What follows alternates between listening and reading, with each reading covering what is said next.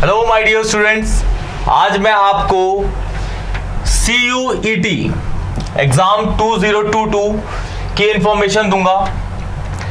Chemistry का सारा syllabus 12th class का जो इसके अंदर आएगा वो मैं आपको बताऊंगा चैप्टर वाइज। इसके अंदर आपको 50 क्वेश्चंस मिलेंगे जिसमें आपको अटेम्प्ट करने हैं बस 40 क्वेश्चन। बस 40 क्वेश्चन आपको इसके अंदर अटेम्प्ट करने हैं। हर क्वेश्चन की वेटेज होगी 5 मार्क्स की। अगर कोई भगवान की दुआ से ऐसा ना हो, लेकिन अगर आपका क्वेश्चन कोई गलत होता है तो आपका 1 नंबर होगा उससे डिडक्ट, 1 नंबर होगा डिडक्ट। अगर आप क्वेश्चन अटेम्प्ट नहीं करते तो उससे उसका कोई रिलेशन नहीं होगा, ना घटेगा ना बढ़ेगा, वो नल एंड वॉइड हो जाएगा क्वेश्चन पूरा का पूरा। तो हम स्टार्ट करते हैं इसके सिलेबस को। सबसे पहला आपको पता है CUET की फुल फॉर्म क्या होती है? Common university entrance test. ये इसकी फुल फॉर्म है। ये अंडर ग्रेजुएट प्रोग्राम्स के लिए है। पूरे इंडिया की यूनिवर्सिटीज है इसके लिए वैलिड होगा। पूरे इंडिया की जितनी भी यूनिवर्सिटीज है उनके लिए वैलिड होगा। क्लियर? तो बढ़ते हैं अब इसके सिलेबस की ओर।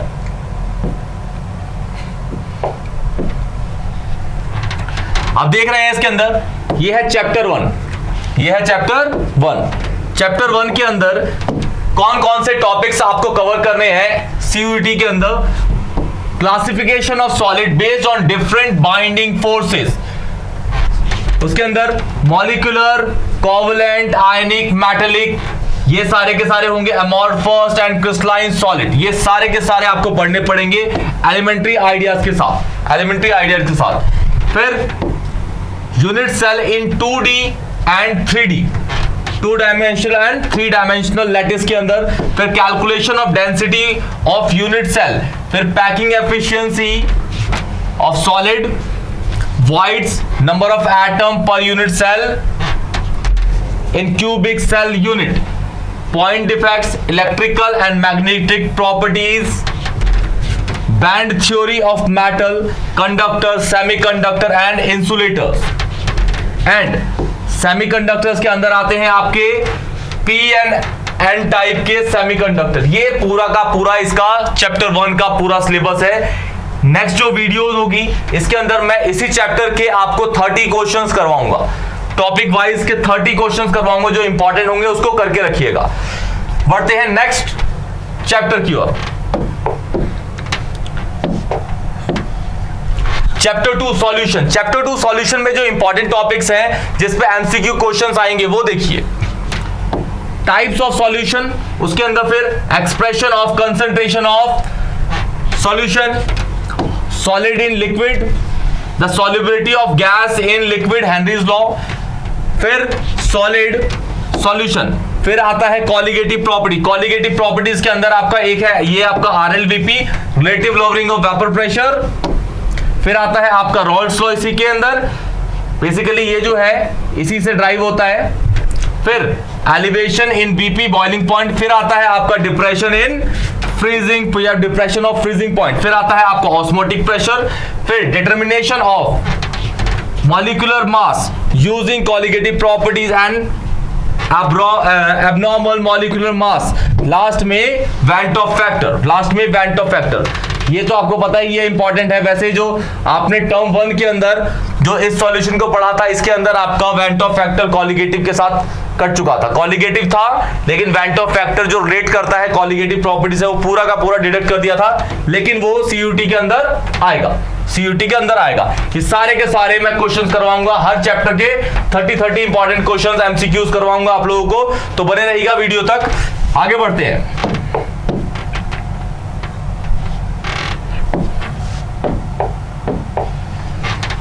इलेक्ट्रोकेमिस्ट्री। इलेक्ट्रोकेमिस्ट्री में रेडॉक्स रिएक्शन। इलेक्ट्रोकेमिस्ट्री में आपका आएगा रेडॉक्स रिएक्शन जिसमें gain and loss of electron होंगे, gain and loss of electron होंगे, gain and loss of electron, gain and loss of electron. फिर conductance in electrolytic solution, specific and molar conductivity, variation of conductivity with concentration. उसके बाद Kohlrausch law. फिर electrolysis and law of electrolysis, elementary idea से होगा। Dry cell के अंदर electrolytic cell and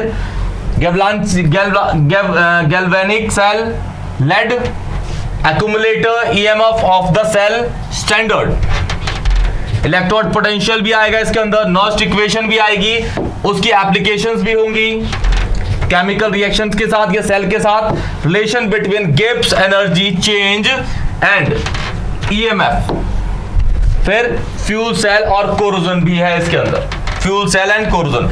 ये topics आपको कवर करने हैं।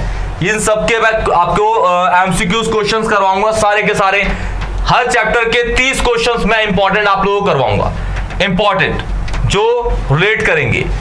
सीबीएसई लेवल के ही कराऊंगा, थोड़े हाई भी करवाऊंगा, नीट लेवल के, कि आप कहीं पे अटके ना, कहीं पे अटके ना। अगर आपके पास कोई क्वेश्चन आता है तो उस क्वेश्चन को आप दिमाग से सॉल्व कर लेंगे, क्योंकि ये वाला जो चैप्टर है ये तो अभी आपने रिसेंटली बोर्ड में पढ़ा है, इसके एग्जाम भी दिए हैं। कुछ टॉपिक्स इसके अंदर जैसे बैटरीज के टॉपिक्स हैं, ये सारे के सारे डिडक्ट हो गए थे, लेकिन फिर भी मैं इसके लेक्चर शूट करके आपको दे दूंगा। आप इसको सारे लेक्चर्स को प्रॉपर्ली देखिएगा, इसके एमसीक्यूज को करते रहिएगा। बढ़ते हैं नेक्स्ट पे, जो है केमिकल काइनेटिक्स। केमिकल काइनेटिक्स में आपको rate of reaction, average and instantaneous, फिर factor affecting the ROR, rate of reaction, concentration, temperature, catalyst, order, ये आपको यहां तक है जो फैक्टर होंगे। फिर order and molecularity of a reaction, उसके बाद rate law, specific rate constant जिसको हम के से नोट करते हैं, फिर integrate, rate equation and half life, zero order के लिए, किसके लिए? जीरो ऑर्डर के लिए। एंड ये है फर्स्ट ऑर्डर के लिए, concept of collision theory, elementary idea से, no mathematical treatment, activation energy and Arrhenius equation का ये वाला जो पोर्शन था आपका, ये वाला जो पोर्शन था पूरा का पूरा कटवा दिया गया था बोर्ड के अंदर, लेकिन आपको इस टाइम तो पढ़ना पड़ेगा, इस टाइम तो आप पढ़ना पड़ेगा। अगर आप सीयूटी का एग्जाम देने जा रहे हैं तो आपके कॉन्सेप्ट बहुत क्लियर होने चाहिए, तभी आप एंट्रेंस को क्वालिफाई कर पाएंगे, एंट्रेंस को फोड़ देंगे बिल्कुल। चलते हैं, बढ़ते हैं आगे।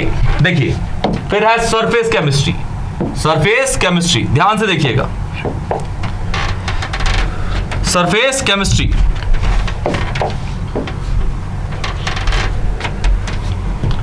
Adsorption, physical adsorption, chemical adsorption, फिर factors affecting adsorption of gas on solid, फिर कैटालिसिस पार्ट पूरा का पूरा है इसके अंदर, फिर homolysis, homogeneous and heterogeneous, activity and selectivity, enzyme catalyst, यहां तक ये आपका कैटलिस्ट का पोर्शन है। अब कोलॉइडल आ गया, कोलॉइडल स्टेट, इसके अंदर distinction between true solution, colloids and suspension. उसके बाद आता है आपका lyophilic and lyophobic,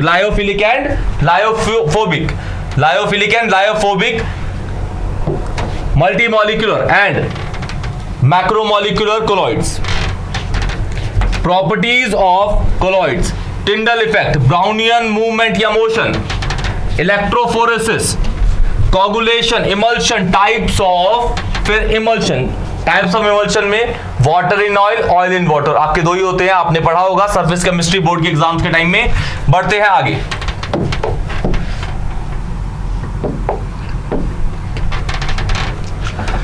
general principles and process of isolation of element, इसको मेटलर्जी नाम से भी जानते हैं चैप्टर को। बेसिकली एलिमेंट्स का एक्सट्रैक्शन है इसके अंदर, किस तरीके से किस एलिमेंट को हम प्यूरिफाई करते हैं, उस तरीके से हम अलग अलग टॉपिक्स के थ्रू पढ़ते हैं इसको। Principle and methods of extraction, concentration, oxidation reduction, electrolytic method and refining occurrence and principle of the extraction of the aluminium, copper and zinc and iron. इन सब का आपको ये पढ़ना है, इन चार मेटल्स का जनरली पढ़ना है, इन चार मेटल्स का इंपॉर्टेंट है। बढ़ते हैं आगे, अब आपका आता है पी ब्लॉक। अब आपका है पी ब्लॉक। पी ब्लॉक में आपको पता है चार आपके पास ग्रुप होते हैं इसके अंदर, 15, 16, 17 और ये है last 18। General introduction, electronic configuration, occurrence, oxidation state, trend in the physical and chemical properties, nitrogen preparation, physical property and uses, compounds of nitrogen, preparation and properties of ammonia and nitric acid, oxides of nitrogen structure only, बस.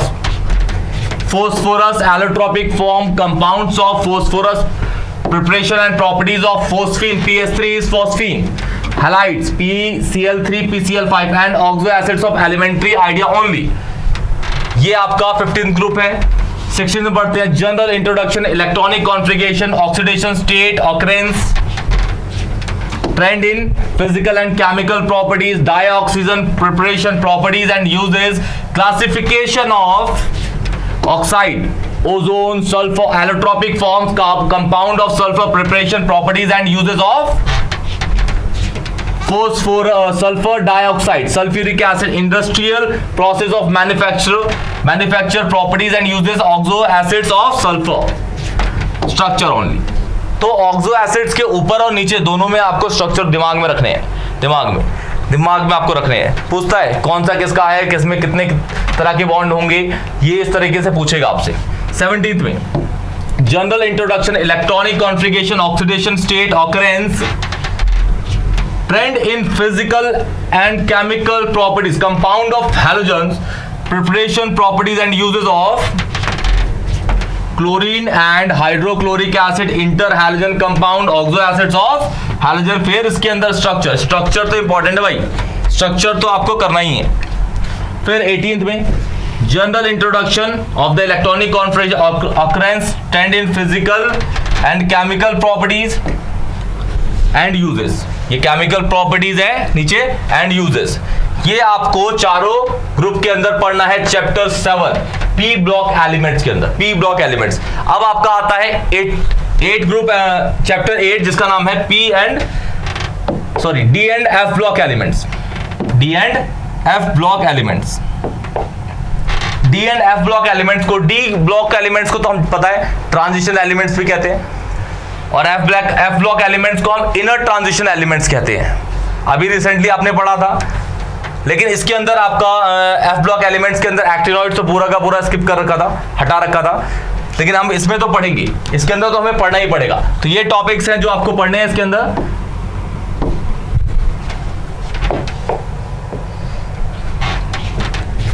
General introduction, electronic configuration, occurrence and characteristics of transition metal, general trend in properties of the first row transition metal, metallic character, ionization, enthalpy, oxidation state, ionic radii, color, catalytic property, magnetic property, interstitial compounds, alloy formation, preparation and properties of K2Cr2O7 and KMnO4.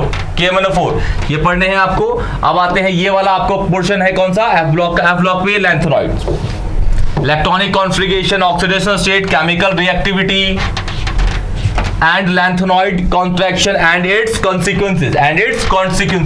Actinoids के अंदर electronic configuration, oxidation state and comparison with lanthanoid, और lanthanoid से comparison.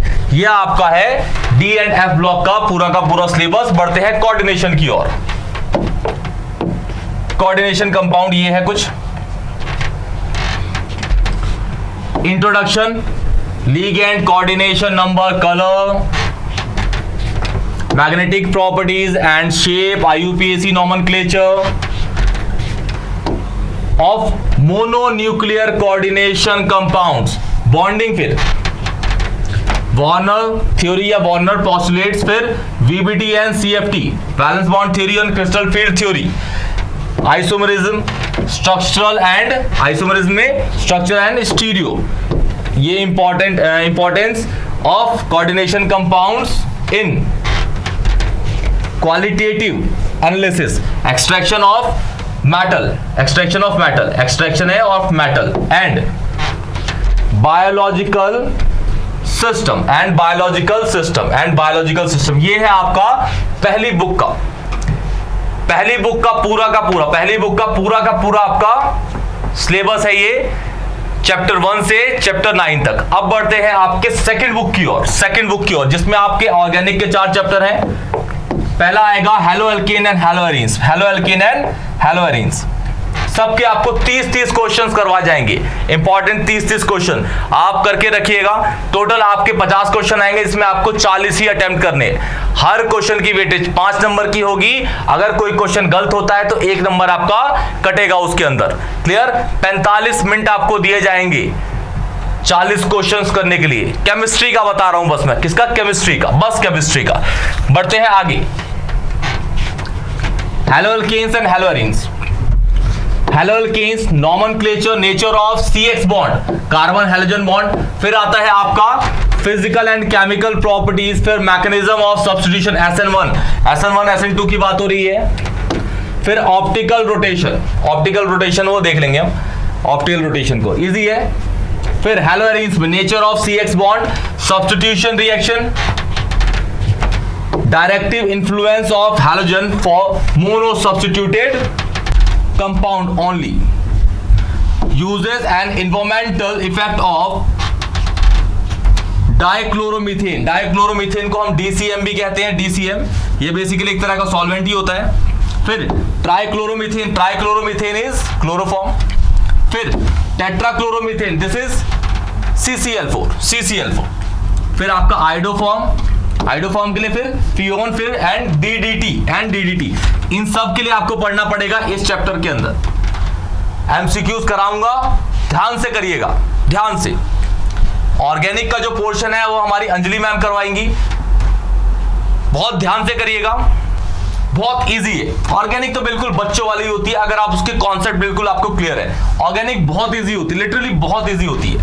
बढ़ते हैं आगे, alcohol, phenol and ether की ओर। Alcohol, this is alcohol, phenol and ether. Alcohol में देखिए, ये फिनॉल हो गया, ये ईथर हो गया। अल्कोहल में nomenclature, method of preparation, physical and chemical properties of primary alcohol only, identification of primary, secondary and tertiary alcohol, mechanism of dehydration, uses with special reference of methanol and ethanol. Phenol में देखिए, nomenclature, method of preparation and physical and chemical properties, acidic nature of phenol, electrophilic substitution reaction, uses of phenol. Ether में देखिए, nomenclature, method of preparation of physical and chemical properties और फिर uses. ये आपका portion है पूरे alcohol का, जो आपको याद रखना है। इजी है, क्वेश्चंस कराऊंगा, होता रहेगा, दिमाग में डालते रहिएगा, हो जाएगा। आती माजी सटकली मत करिएगा। बढ़ते हैं आगे, चैप्टर आपका 12, aldehyde, ketone and carboxylic acid. Aldehyde ketone के लिए nomenclature, nature of carbonyl. Aldehyde और कीटोन को मिला के हम दोनों कार्बोनाइल ही कहते हैं। एल्डिहाइड कीटोन को मिला के हम बस कार्बोनाइल ही कहते हैं उसको। तो एल्डिहाइड एंड कीटोन में nomenclature, nature of carbonyl group, फिर method of preparation, physical and chemical properties. ये फिजिकल केमिकल प्रॉपर्टीज एंड ये तो प्रिपरेशन तो कॉमन ही आपका आएगा ही सब में। फिर mechanism of nucleophilic addition reaction, फिर the reactivity of alpha hydrogen in aldehyde, alpha hydrogen in aldehyde, aldol की बात हो रही है, किसकी? एल्डोल की। एल्डोल, ये फिर कैनिजारो कह सकते हैं आप। फिर कार्बोक्सिलिक एसिड में nomenclature, acidic nature, method of preparation, फिर फिजिकल एंड केमिकल प्रॉपर्टीज, फिर यूजेस। ये तो कॉमन ही है, आपको दिमाग में छाप के रखना है इनको, आएगा तो। क्वेश्चन बहुत इजी होते हैं ऑर्गेनिक के, बहुत ज्यादा इजी होते हैं। बढ़ते हैं आगे 13 चैप्टर पे। नाइट्रोजन के कंपाउंड्स है जिसको हम अमाइंस के तौर पे जानते हैं, यहां लिखा हुआ है, लेकिन organic compounds containing nitrogen amines, organic compound containing nitrogen amines, RNS2, primary, secondary, tertiary, quaternary सभी होते हैं इसमें। इसके अंदर है nomenclature, classification, structure, method of preparation, physical and chemical properties, uses, identification of primary, secondary and tertiary amines, cyanide, isocyanide, ये mention होंगे relevant के अकॉर्डिंग, जो कंटेक्स्ट में होगा प्लेस। बेसिकली अमाइंस का जो चैप्टर है पूरा का पूरा डिट्टो आपका एनसीईआरटी से आएगा, पूरा का पूरा सीबीएस, पूरा का पूरा। बस क्वेश्चन आपको क्या करने हैं, एमसीक्यूज की फॉर्म में दिए जाएंगे, एमसीक्यूज की फॉर्म में। फिर है आपका diazonium salt, preparation, chemical reaction and importance in synthetic and organic chemistry. ये है आपका चैप्टर 13 का सिलेबस, पूरा का पूरा चैप्टर 13 का। देख लीजिए ध्यान से इसको, पूरा का पूरा चैप्टर 13 का सिलेबस है। बढ़ते हैं 14 की ओर। नाम है इसका बायोमोलिक्यूल्स। टर्म 1 का है लेकिन इजी है, बायो वाले बच्चों के लिए तो कुछ भी नहीं है। 11th में लास्ट ईयर था, लेकिन 11th में पोर्शन ही पूरा, ये पूरा चैप्टर हटा दिया था बायो में, तो लेकिन 12th में पढ़ा हुआ है तो इजी है, ज्यादा मुश्किल नहीं है इसके अंदर। बायो वाले बच्चों के लिए बहुत इजी होता है, लेकिन मैथ्स वाले भी कम नहीं होते। पढ़िएगा ध्यान से, कर देंगे आप लोग। Carbohydrate, classification of aldose, ketose, monosaccharides के अंदर कौन कौन से आते हैं, ग्लूकोज, फ्रक्टोज। फिर डीएल कॉन्फ़िगरेशन के अंदर ऑलिगोसैकेराइड, सुक्रोज, लैक्टोज, माल्टोज। फिर पॉली के अंदर स्टार्च, सेलुलोज, ग्लाइकोजन। फिर इंपॉर्टेंस प्रोटीन, एलिमेंट्री आइडिया पे होगा। फिर अल्फा अमीनो एसिड, ये है अल्फा अमीनो एसिड, ये अल्फा होगा, अल्फा अमीनो एसिड। इसके अंदर peptide bond, polypeptide bonds, proteins, primary structure, secondary structure, tertiary structure, quaternary structure, qualitative idea होगा इसका। फिर डीनेचुरेशन ऑफ प्रोटीन, फिर एंजाइम्स। फिर इसके अंदर आपके हार्मोन्स के लिए एलिमेंट्री आइडिया होगा, कंक्लूडिंग स्ट्रक्चर्स आपको ध्यान रखने पड़ेंगे। फिर विटामिन का पूरा टेबल दे रखा है, उसको पढ़ लीजिएगा। एमसीक्यूज क्वेश्चंस कराऊंगा इसके, क्लासिफिकेशन एंड फंक्शन। फिर न्यूक्लिक एसिड में डीएनए एंड आरएनए पूरा का पूरा पढ़ना है आपको। इसके नाइट्रोजनस बेस, एटीजीसी, एयूजीसी, सारा का सारा, कौन सा शुगर होता है, कौन सा फॉस्फेट, तो एक ही तरह का यूज होता है इसके अंदर, किसमें होता है, न्यूक्लियोटाइड, न्यूक्लियोसाइड, ये सारा का सारा हम पढ़ेंगे इसके अंदर। बढ़ते हैं आगे 15 चैप्टर पे। 15 चैप्टर पॉलीमर्स। पॉलीमर्स नाम है इसका, polymers. Classification, natural and synthetic methods of preparation of polymerisation, addition and condensation. Addition में जोड़ते हैं, कंडेंसेशन में कुछ निकल जाता है वेस्ट के तौर पे। को polymerisation, some important polymers natural and synthetic like polythene, nylon, polyester, bakelite, rubber. फिर आते हैं आपके biodegradable and non biodegradable polymers. इतना ही इसके अंदर पढ़ना है आपको, ये आपका चैप्टर 15 हो जाए खत्म। ये तो 1 घंटे का ही है, 1 से 1.5 घंटे के अंदर आप इसके सारे क्वेश्चंस कर देंगे, 1 से 1.5 घंटे के अंदर। बस फोकस रखिएगा, ये चैप्टर आपने पढ़ा नहीं हुआ है, पूरा का पूरा हटा दिया गया था, लेकिन आपको पढ़ाऊंगा मैं, अच्छे से पढ़ाऊंगा, क्वेश्चंस कराऊंगा, ध्यान से देखिएगा इसको। बढ़ते हैं आगे। ये है आपका 12th क्लास का सीयूटी का लास्ट चैप्टर, जिसके अंदर यही बस आपको पढ़ना है, छोटा सा है। इसका नाम है chemistry in everyday life. Chemistry in everyday life, इसको बेसिकली ड्रग्स एंड डाइज के नाम से भी जाना जाता है इस चैप्टर को। देखते हैं इसके अंदर क्या क्या है। इसके अंदर आपको बेसिकली डाइज और ड्रग्स, मतलब नार्कोटिक, नॉन नार्कोटिक ड्रग्स के बारे में पढ़ना है। नार्कोटिक ड्रग्स कौन से होते हैं? नार्कोटिक वो होते हैं जो आपके एडिक्टिव होते हैं, जिसके आप नशा एक बार कर लेंगे वो आपको उसकी लत पड़ जाएगी, एडिक्शन हो जाएगा। नॉन नार्कोटिक ड्रग्स कौन से होते हैं? जो एज ए मेडिसिन हम यूज करते हैं, पैरासीटामोल, ईटीसी टाइप में, वो आपके नॉन नार्कोटिक ड्रग्स की कैटेगरीज में आते हैं। देखिए इसके अंदर